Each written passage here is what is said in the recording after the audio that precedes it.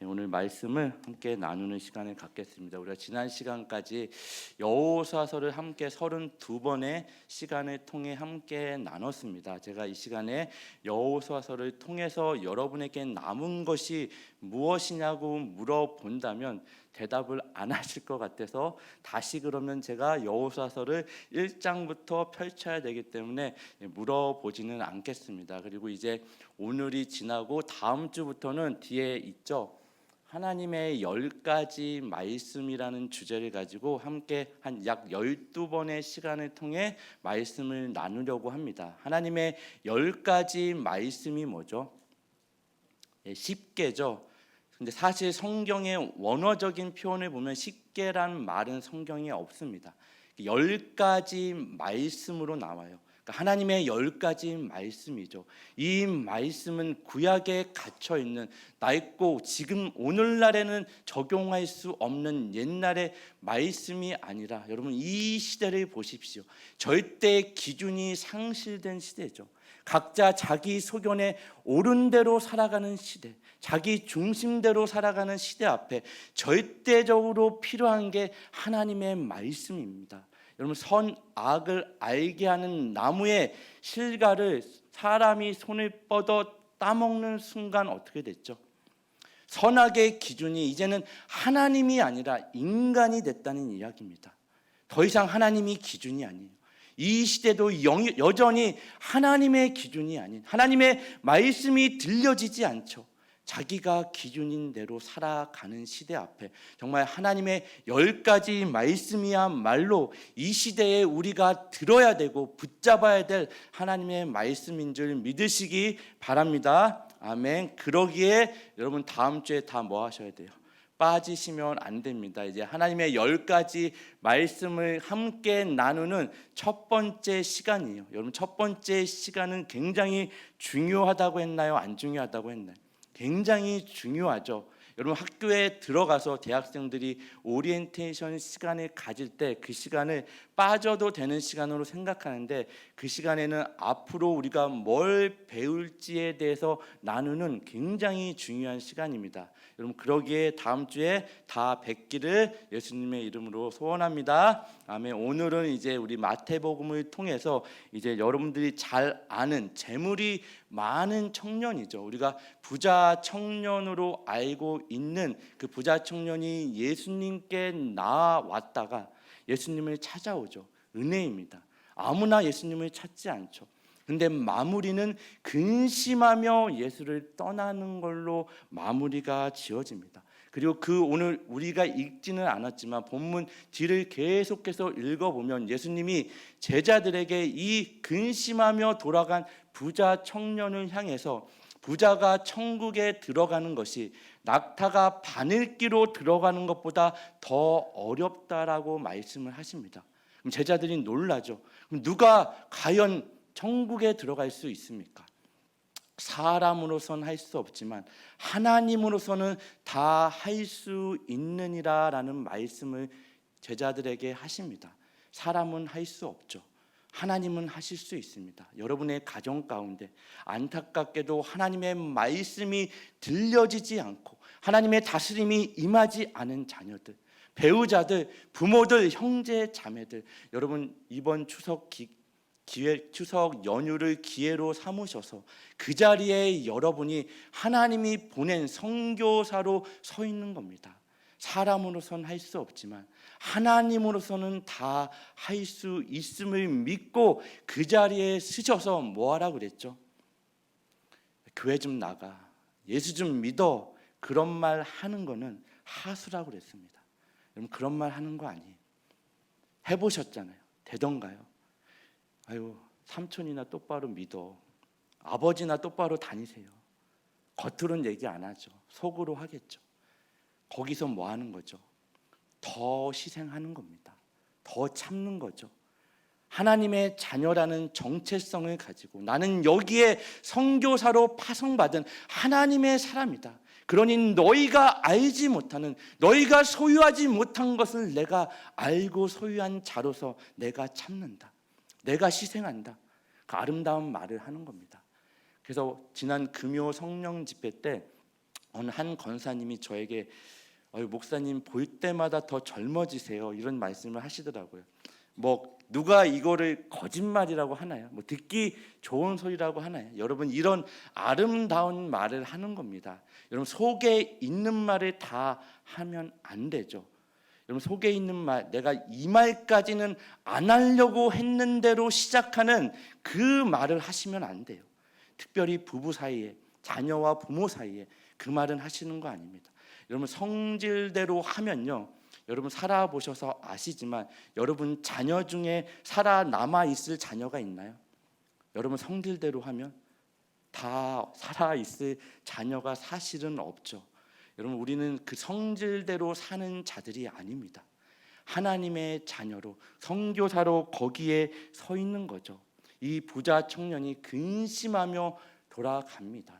예수님이 30년이라는 그 사역의 준비 시간을 가지시고 이제 마태복음 4장에 이제 공식적인 사역을 시작하시는데 초기부터 그 사역이 폭발적인 반응을 보입니다. 수많은 사람이 이제 예수님께 모이는 거죠. 그 광경을 우리 마태복음 4장 24절 25절은 이렇게 이야기합니다. 우리 마태복음 4장 24절을 같이 읽겠습니다. 그의 소문이, 시작.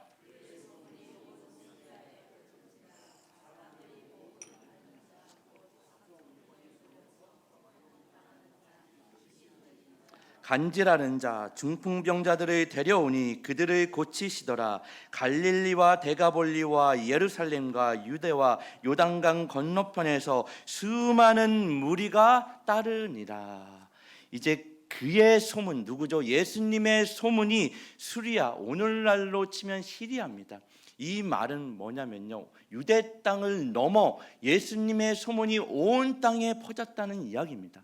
그 이야기를 듣고 각종 질병을 가진 자들, 각 귀신 들린 자들, 중풍병자들, 수많은 사람이 지금 예수님께 구름대처럼 모여드는 장면이 마태복음 4장에 지금 기록된 저와 여러분이 읽은 말씀입니다.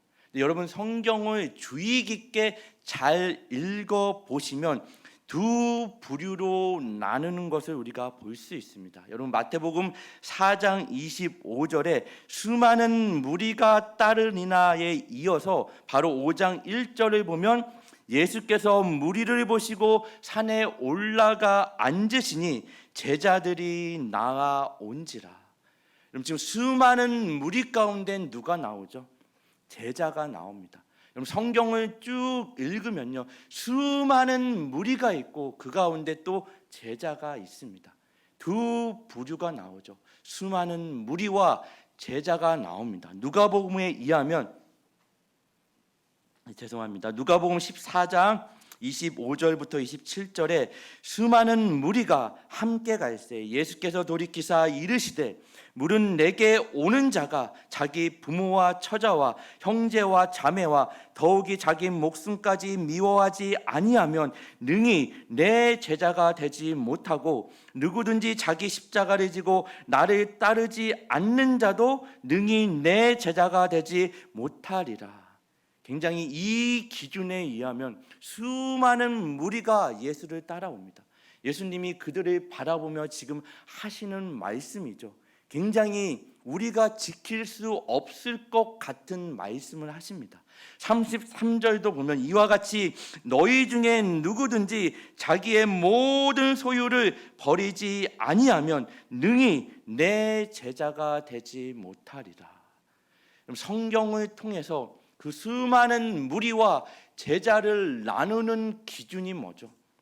특별히 지금 읽은 누가복음의 기준에 의하면 대가 지불이 있느냐 없느냐입니다. 자기가 사랑하는 가족까지, 자기 목숨까지도 버리고 나를 따르라는 예수님의 요구는요, 사실은 우리가 지킬 수 없을 것 같은 요구죠. 이 요구는 무슨 말이죠? 내가 나를 사랑하느냐입니다. 다른 그 무엇보다 나를 더 사랑하니? 예, 종민아, 너 나 사랑하니? 주님 사랑해요. 얼마나 사랑하니? 다른 그 무엇, 그 누구보다 사랑하니? 지금 이 이야기를 하는 겁니다. I love Jesus죠. 너 사랑합니다. More than anything, anyone. 주님, 내가 주님을 무엇보다도 더 사랑합니다. 이 요구를 하시는 겁니다. 이것을 사도 바울이 그가 예수를 만나기 전의 삶과 만난 이후의 삶을 빌립보서에 이렇게 고백합니다. 여러분, 이 세상의 역사가 어떻게 나뉜다고 그랬죠? 예수 그리스도를 중심으로 BC와 AD로 나뉜다고 그랬습니다. BC는 뭐죠? Before Christ죠. 주님이 오시기 전입니다. AD는 아노 도미니, 라틴어예요. 그리스도의 해, 주님이 오신 해입니다. 이 세상의 역사도 세상이 인정을 하던 하지 않던 주님을 예수 그리스도로 나뉩니다. 동일하게 저와 여러분의 개인의 역사도 예수님을 만나기 전과 후로 나뉘는 거죠. 이것을 사도 바울이 이렇게 고백하는 겁니다. 빌립보서 3장 7절 8절에 그러나 무엇이든지 내게 유익하던 것을, 예수님을 만나기 전에 유익하게 여기던 것을 내가 그리스도를 위하여 다 해로 여길 뿐더러. 왜요? 8절에 모든 것을 해로 여김은 내 주 그리스도를 아는 지식이 가장 고상함으로 인함이라. 내가 그를 위하여 모든 것을 잃어버리고 배설물로 여김은 그리스도를 얻고입니다. 사도 바울의 고백에 의하면, 누가복음의 성경의 기록에 의하면 수많은 무리와 제자를 나누는 기준은 그리스도입니다. 내가 그리스도를 얻고자 하는가? 아니면 내가 예수를 통해서 수많은 무리처럼 단지 병고침의 어떤 기적, 내가 요구하는 그 무엇, 세상에서 소유하고 싶은 그 무엇을 예수로 인해 얻느냐? 그것이 수많은 무리와 제자를 나누는 기준입니다. 여러분, 제가 몇 번 말씀드렸죠. 시내산에 올라간 모세가 하나님의 말씀, 이 하나님의 10가지의 말씀을 직접 하나님이 쓰셔서 주시는 말씀을 받으러 올라갑니다. 40일이 지나도 모세가 내려오지 않으니까 산 아래에 있는 이스라엘 백성이 뭐하죠? 이제 걱정이 되는 거죠. 두렵습니다. 아론에게 몰려가서 우리를 인도하여 낸 하나님을 우리 앞에 만들어내라. 너희 부녀의 기에 걸린 금속을 다 내게 가지고 와라. 귀걸이를 가져오죠. 금송아지를 만들어냅니다. 이게 너희를 애굽에서 인도하여 낸 하나님이다. 우상이 아니라 하나님이래요. 어떤 하나님이요? 말 못하는 하나님. 말씀하시는 하나님은 필요 없습니다. 말 못하는 하나님, 단지 나의 어떤 필요를 채워주는, 내가 세상에 살아가는데 내 계획대로 이때 필요한 것들을 응답하시는 하나님, 그게 수많은 무리들의 특징입니다. 그 열광하며 어린아이의 산물인 오병이에 열광하며 병고침에 박수치는 그들이 조금만 그들에게 부당한 요구를 하면 다 흩어지는 거, 이게 수많은 무리죠. 제자의 삶은 완전히 이들과는 다른 겁니다. 오직 뭐 하는 거죠? 그리스도가 전부인 겁니다. 여러분, 우리가 오해하고 착각하고 있는 것 중에 하나는, 여러분이 이번에도 20명의 임직자가 세워집니다. 그럼 직분을 받으면 당연히 제자의 삶을 살아내는 게 아닙니다. 심지어 장로, 심지어 목사가 제자의 삶을 보장하는 라이센스가 아니에요. 교회 1년, 5년, 10년 다녔다고 그냥 자연스럽게 제자의 삶을 살아낼 수 없습니다. 여러분, 착각하지 마십시오. 그 길은 좁고 협착해서 찾는 이가 많이 없는 길이라고 성경은 분명히 말씀하고 있죠. 정말 수많은 재물을 가진 부자 청년, 그가 아무리 많은 재물을 가지고 있어도 그 인생에 풀리지 않는 어떤 문제들, 인생의 수수께끼, 그 퀘스천 앞에 예수님께 나옵니다. 그가 문제가 없었다면 예수님께 나왔을까요? 나오지 않았겠죠. 그가 예수님께 나와 예수님의 요구 앞에, 너는 수많은 무리 가운데 내게 나온 한 사람이다. 그러니 너의 그 많은 재물을 가난한 자에게 나눠두고 너는 이제 나를 따르라는 요구 앞에 부자 청년이 뭐 했죠? 근심하며 돌아갔다고 이야기합니다. 오늘 이 말씀을 통해서 정말 바라기는 살아계신 하나님의 말씀이 들려질 때 나는 수많은 무리 가운데 한 사람으로 서 있는지, 아니면 제자로서 정말 예수를 따르는 삶을 살아내고 있는지 정직하게 들여다보는 은혜의 시간이 되기를 예수님의 이름으로 축원합니다. 여러분이 수많은 무리 가운데 속해 있어도 괜찮습니다. 하나님이 저와 여러분을 선택하셨습니다. 저와 여러분이 하나님을 찾지 않았죠. 저와 여러분이 예수를 찾고 선택하지 않았습니다. 언제나 하나님이 찾으셨고 언제나 예수님이 먼저 찾아오셨습니다. 그리고 그 하나님이 그 사랑으로 우리를 묶으시죠. 우리의 사랑의 고백, 우리는 늘 고백하죠. 결단하죠. 각오하죠. 하지만 우리의 결단과 우리의 어떤 다짐으로 살아낼 능력이 우리로부터는 만들어지지 않더라고요. 여러분, 그 하루하루 여러분에게 허락된 시간을 살아내시면서 경험하는 게 이거 아닌가요? 왜 하나님 나에게 이 고통과 이 절망과 좌절의 시간들을 허락하시죠? 내가 어떻게 할 수 없는 한계를 맞닥뜨리게 하시죠? 이 한계가 아니고서는 하나님이 하나님 되심을 경험할 자리나 시간이 없더라고요. 하나님, 사망의 음침한 골짜기를 제거해 주세요. 우리의 늘 원망과 비평이 그거 아닌가요? 이것 좀 제거해 주세요. 너무 고통스러워요. 하지만 하나님은 제거해 주지 않으시죠. 이게 늘 우리의 원망과 비평입니다. 이 사망과 음침한 골짜기를 제거하는 인생은 사실 하나님이 없어도 되는 인생이죠. 하나님, 저 하나님 없이도 살 수 있는 인생을 제게 해주세요. 사망의 음침한 골짜기를 다닐지라도 해를 두려워하지 않을 것은 주께서 막대기와 지팡이로 나를 안위하시고 보호하시기 때문에 가야 될 길을 보이시고 가지 말아야 될 길을 막아주시는 게 저와 여러분의 하나님입니다. 여러분, 왜 부자 청년에게 너의 그 많은 재물을 가난한 자에게 나눠주고 나를 따르라고 요구하셨을까요? 재물이 많은, 이름도 기록되지 않았죠. 부자 청년, 그 재물이 그에게는 전부였습니다. 그게 전부였기 때문에 그 재물에 집착하는 인생 가운데 너의 전부를 버리고 너의 집착하는 것을 버리고 이제는 나를 따르라는 예수님의 요구입니다. 여러분의 전부는 무엇입니까? 그로 인해 집착하는 것은 무엇입니까? 여러분, 요나서를 보면요, 오늘 요나서가 주제가 아니기 때문에 간략히 설명을 하면 요나 아미떼의 아들 요나에게 하나님의 말씀이 임합니다. 분명히 말씀이 뭘 해야 되는지 정확한 말씀이 임했어요. 너는 일어나 저 큰 성읍 니느웨로 가서 그것을 향하여 외치라. 죽어있는 자리에서 일어나라. 그리고 분명한 사명을 주시죠. 저 큰 성읍은 분명히 아수르의 수도 큰 성이기도 하지만 하나님 보시기에 중요한 성입니다. 하나님을 알지 못해 죽음의 길을 가고 있는 저 큰 성에도 복음이 필요하다. 그러니 너는 일어나서 저 큰 성을 향하여 외치라. 가라. 복음을 전해라. 요나는 가지 않아요. 욥바로 내려가고 다시스로 내려가고 배 밑으로 내려가고 물 밑으로 내려가고 물고기 뱃속까지 내려갑니다. 이제 그 배 밑에서 있을 때 하나님이 큰 바람을 일으켜 풍랑을 통해 배가 거의 깨지게 만듭니다.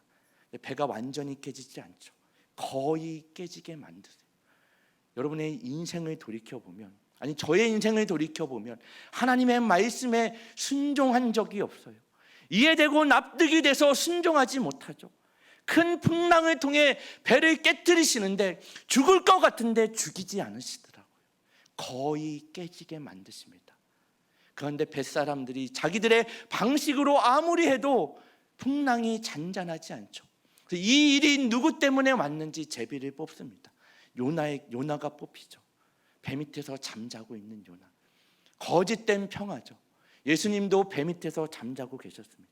창조주 되시며 모든 풍랑을 그의 손에 그의 말씀으로 다스릴 수 있는 분이 잠자는 것과 하나님의 말씀을 뒤로하고 도망쳐 있는 요나가 잠자는 건 다릅니다. 그 요나에게 묻죠. 너의 생업이 무엇이며 내가 무슨 일을 하며 어느 나라 어느 민족이냐. 그 요나의 대답이 당대의 선지자가 나는 하나님의 선지자다, 하나님의 자녀다가 아니라 나는 히브리 사람이다. 이게 먼저 나온, 그의 입을 통해 먼저 나온 대답입니다. 뭘 얘기하죠? 그의 정체성이 히브리인입니다. 그의 민족성이죠. 하나님의 말씀을 뒤로하고 도망친 이유가 자기 민족을 멸망의 길로 가게 만드는 대적 아수르의 수도 니느웨가 하나님의 말씀을 듣는 걸 용납할 수 없습니다. 하나님의 말씀이 먼저가 아니라 민족성이 먼저입니다. 그게 자기의 정체성입니다. 여러분의 정체성은 무엇이나요? 하나님의 말씀보다, 복음보다 앞서는 것이 무엇이나요? 여러분, 누가복음 16장에 나오는 부자와 거짓 나사로의 이야기, 이 부자도 동일하게 이름이 없어요. 이 부자는 그의 정체성이 부자입니다. 그냥 부자로 나옵니다. 그의 전부는 부예요. 이 전부를 잃어버리면 뭐죠? 그 인생을 잃어버리는 겁니다. 부의 자신의 정체성을 삼은 사람은 부를 잃으면요, 전부를 잃어버리는 겁니다. 저와 여러분의 정체성은 무엇이나요? 여러분, 누구로 서 계시죠? 누구로 살아가고 계시나요? 오랜만에 만나는 형제자매 앞에 여러분은 누구로 서 있으시나요? 하나님이 보내신 선교자로, 하나님의 자녀로, 선지자로, 하나님의 말씀을 전하는 자로 내가 희생하며 순종할 수 없는 그 자리에 먼저 순종하시며 죽기까지 십자가에서 순종하신 예수를 앞세워 여러분이 그 자리에 서 있는 겁니다. 이 사명과 책임이 깨달아지는 은혜가 있기를 정말 예수님의 이름으로 축원합니다. 이 말씀을 가지고 모든 사람에게 다 재물을 버리고 예수님을 따르십시오라는 말씀은 적당한 말씀이 아닙니다. 왜요? 이 부는 어떤 사람에게는 예수를 따르는데 방해가 되지만, 이 재물이 예수를 따르는데 물론 쉬운 일은 아니지만 방해가 되지 않는 사람도 있기 때문입니다. 사람마다 자기가 전부로 여기는 것들이 다 다르죠. 어떤 사람은 그것이 명성일 수 있습니다. 그것이 권력일 수 있죠.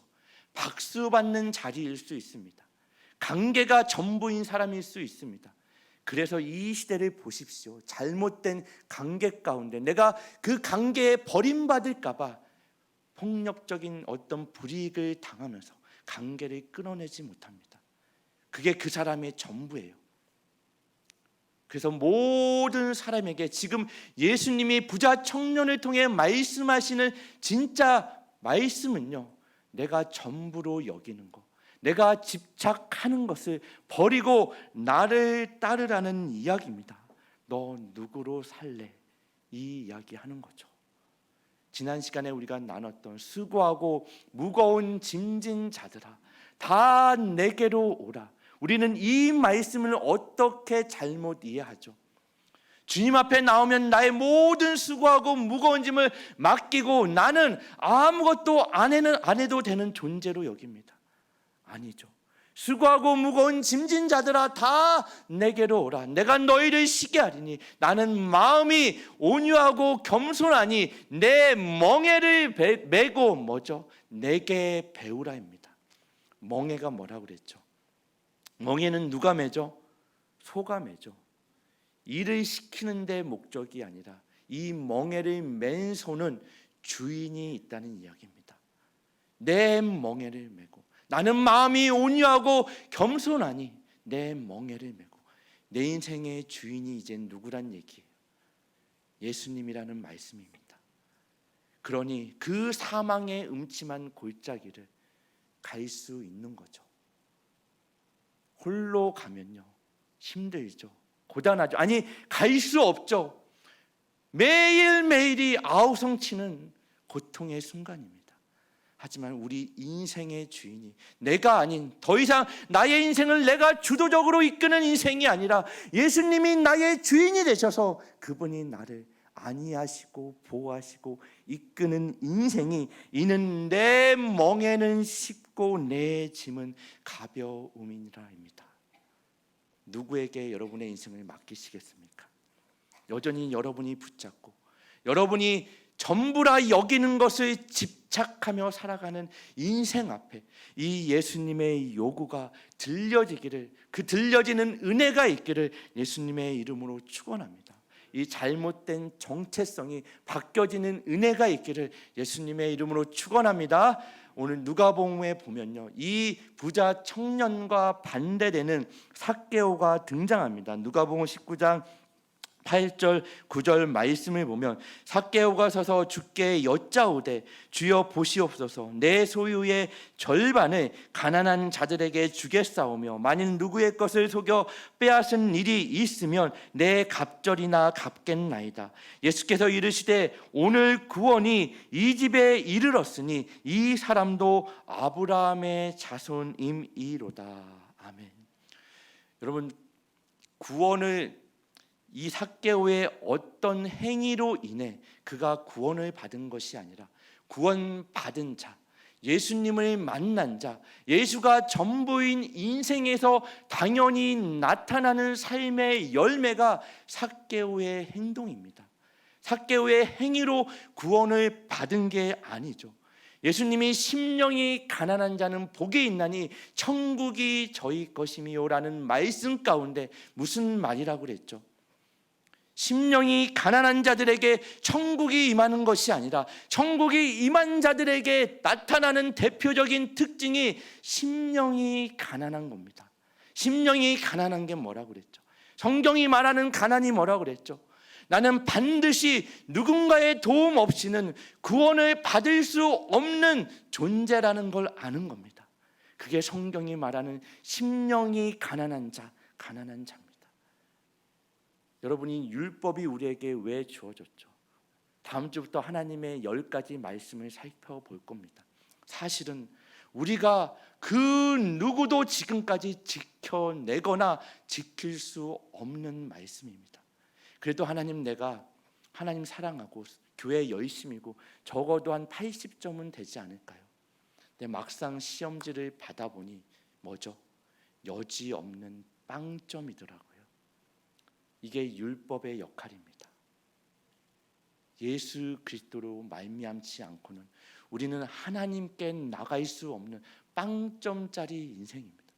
나는 누군가의 도움 없이는 구원받을 수 없는 존재구나. 이걸 아는 게 심령이 가난한 자고, 이 가난한 자에게서 나타나는 특징이 삭개오의 이러한 행위입니다. 이해가 되시나요? 오늘 본문 말씀 전에는 어떤 이야기가 나오냐면 어린 아이들이 예수님께 안수받고 기도받기를 원하며 아이들이 나오는 장면 가운데 제자들이 꾸짖습니다. 예수님이 꾸짖지 마라.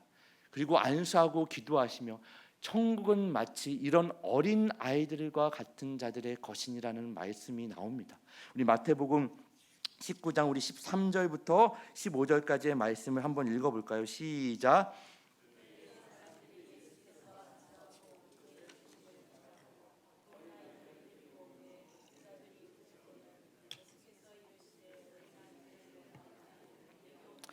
금하지 말라. 천국이 이런 사람의 것이니라 하시고 그들에게 안수하시고 거기서 떠나시니라. 여러분, 천국이 이런 사람의 것이라고 대표되어지는 여기 나오는 어린 아이의 대표적인 특징이 뭐죠? 여러분, 어린 아이의 대표적인 특징이 뭐나요? 대답을 안 하시기로 다짐하셨나요? 모르시나요? 어린아이로 대표되어지는 특징이 뭐죠? 순수함인가요? 여러분, 우리는 순수함으로 잘못 알고 있는데 물론 어린아이가 순수한 거는 칭찬받아 마땅합니다. 요즘 어린아이들을 보면 사실 순수한지 이제 퀘스천 마크가 붙긴 하지만 그 어린아이가 자라면 자랄수록 뭐 해야 되죠? 성장해야 됩니다. 장성한 어른이 누군가가 그 70, 80 된 인생을 바라보며 아유, 저 권사님은 순수해 하면은 여러분, 그게 칭찬이에요, 욕이에요? 사실 말은 순수하다고 하지만 사실 칭찬은 아닌 것 같습니다. 사람이 한 살 한 살 그 인생이 자라나면 그 나이에 맞는 삶의 태도와 말과 행동을 해야 되는 겁니다. 맞나요? 여러분, 여기서 천국은 이런 사람의 것으로 대표되어지는 어린아이들이 갖는 특징은 순수함이 아니라 의존성입니다. 예수 그리스도를 의존하는 의존성이죠. 순수함으로 천국에 갈 수 있나요? 예수로 말미암지 않고는 아버지께 올 자가 없다고 말씀하시죠. 내가 길이요 진리요 생명이니 나로 말미암지 않고는 아버지께로 갈 자가 없습니다. 여기서 예수님이 말씀하는 어린아이로 대표되어지는 특징은 순수함이 아니라 의존성입니다. 예수님을 의존하는 태도, 이게 제자의 삶에서 드러나야 되는 삶의 가장 기본적인 태도입니다. 누구를 의존하느냐, 누구를 바라보느냐, 내 삶의 전부가 무엇이냐. 여러분, 누구를 바라보십니까? 무엇이 전부인 것처럼 살아가고 계시나요? 우리가 매일매일 주님을 바라봐야 되는 이유와 근거는 여기에 있죠. 여러분 살아보시니까 아시죠? 여러분의 각오와 결심으로 안 되잖아요. 매주 우리 장로님들 대표기도 하는 내용이 뭐예요? 주님, 지난 한 주간도 하나님의 말씀대로 살고자 다짐했지만 여전히 넘어졌습니다. 실패했습니다. 하지만 내가 다시 이 자리에 설 수 있는 이유와 근거는 나로부터 있지 아니하고 오직 예수 그리스도께 있습니다. 이거 아닌가요? 예수 그리스도의 보혈을 의지하여 하나님의 사랑에 묶인 자로 오늘도 보냄받은 그 자리에 내가 여전히 실패할지언정 나가니 하나님 나를 불쌍히 여기시고 긍휼히 여기셔서 그 자리에서 하나님의 자녀라는 정체성에 맞는 삶의 책임과 사명을 다하는 자로 살아가게 하여 주시옵소서. 이 기도하는 거죠. 그럼 이 요구를 왜 부자 청년에게 하실까요? 이것은 가난한 자들을 위한 것도 아니고 예수님을 위한 것도 아니고 누구를 위한 거죠? 1차적으로 재물이 많은 부자 청년을 위한 겁니다. 여러분에게 왜 하나님이 어떤 것을 요구하실까요? 제가 교회를 사역을 하면서 가장 가슴이 아픈 것 중에 하나는, 제가 지난주에도 어떤 자매를 만났습니다. 우리 새마음교회 중부동부 회장까지도 했대요. 회장을 했습니다. 권사 직분을 받고 장로 직분을 받고 심지어 목사라는 타이틀을 가져도 교회를 떠나더라고요. 그동안 뭘 한 거죠? 교회에 나와 일만 하다가 일만 했습니다. 예수를 만나고 예수를 얻는 것이 아니라 교회에 나와 뭐 하시는 거예요? 가슴이 너무 무너져 내리더라고요. 그가 아무리 힘든 상황, 힘든 여건 속에서도 예수를 만났다면 교회를 떠났을까요? 오늘날 청년들이 토요일에 모여요. 근데 일 때문에 모이더라고요. 교회는 일 때문에 오는 곳이 아닙니다. 여러분, 한 시간에 혼자서 끝낼 수 있는 일을 10명이 모여서 하루 종일 시간을 보내는 게 교회 공동체입니다. 왜요? 그게 거기에 생명이 있기 때문이죠. 예수 그리스도 안에서 진정한 교제와 어떤 생명을 나누는 일이 있는 겁니다. 일 때문에 모이는 공동체가 아니에요. 그럼 일을 하지 마십시오. 예수를 만나십시오. 예수를 얻는 일들이 정말 여러분이 교회 안에서 하는 모든 사역보다, 여러분의 사역들이 예수를 만나는 일보다 앞서지 않게 하시기를 바랍니다. 정말 내년에는요, 제가 그래서 우리가 우리 교회에 맞는 선택과 집중을 하려고 합니다. 우리가 다 할 수 없죠. 그러다 보니 일이 생겨요. 정말 하나님 앞에 내가 감사로 기뻐함으로 힘들지만 예수를 붙잡고 나가는 게 아니라 일을 하더라고요. 우리가 할 수 있는 걸 선택합니다. 집중할 것입니다. 2026년도에는 그게 단지 선교하는 일, 예배 드리는 일에 국한될지언정 선택하고 집중하는 일에 나아갈 것입니다. 여러분, 이 부자 청년에게 이 요구는요, 정말 예수를 따를 때 주어지는 그 기쁨은요, 예수를 따랐던 자들만이 압니다. 순종할 때 주어지는 그 기쁨은 하나님이 너 살아봐라, 하나님 없는 세상에서 살아봐라, 그리고 하나님이 있는 세상에서 살아봐라. 하나님이 우리를 사랑하시죠. 하지만 폭력적이지 않으십니다. 이 말은 뭐죠? 강요하거나 조작하지 않으시죠. 살아봐라. 어떤 세상인 내가 진짜 행복을 누리는 세상이니 스스로 알게 만드십니다. 진정한 행복은 어디에 있죠?